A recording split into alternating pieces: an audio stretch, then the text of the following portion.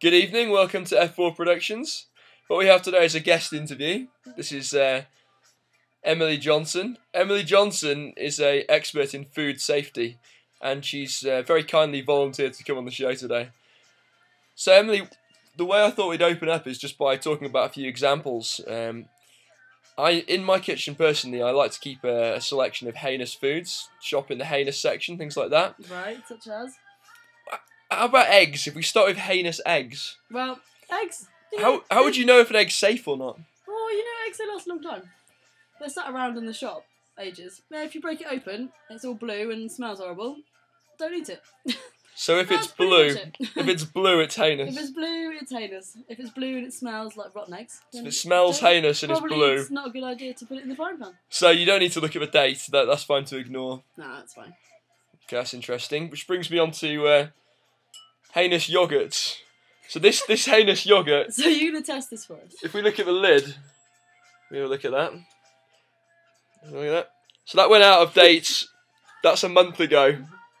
Pretty much 4 weeks to the day. How would I know if this yogurt is heinous? You'll have a taste and tell me if it tastes fizzy.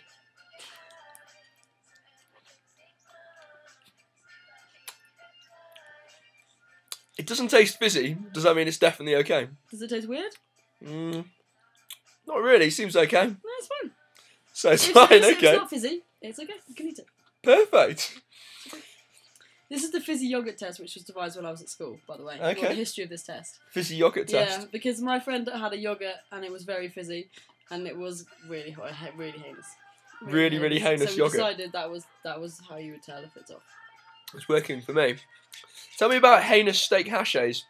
So, I mean, I have a selection of heinous steak hachés, which I like to keep in the freezer compartment at the top of the fridge. Now, it doesn't really get cold enough to freeze them, and I've kept them for about a month past their sell-by date. Is that technically sound, or...? Well, personally, I'm not a fan of heinous hachés. Right. And personally wouldn't keep meat in the freezer compartment of the fridge, just in case, it's not that cold. Okay. But we are in the Alps, so it's probably not heated up that much. So I think if you defrost them and they're not brown, probably fine. Okay, so if they're not brown, they're good to go. They're not brown if they're not moving, it's all good. They're not brown, not moving. Nothing crawling across them. So lastly, last night we had carrots for tea, and well, we didn't have carrots for tea actually. Yeah, we decided they were too heinous, didn't we? I didn't even keep this for the interview. If a carrot bends in half in the middle, yeah, the carrot basically did this. Is that okay? No, I don't think so. That's not okay. It was a bit bendy, it's a bit soft. It's probably all right. But this one did also smell of vinegar. You forgot to mention that. It smelt exactly like malt vinegar. Thinking probably a bit heinous. So that's where we draw the line. Yeah, I would draw the line. So F16 draws the line at a carrot that bends in half, smells like vinegar, and is utterly heinous. Excellent. That's it, folks. There you go. Thanks for How to avoid food poisoning. Thanks for your safety briefing.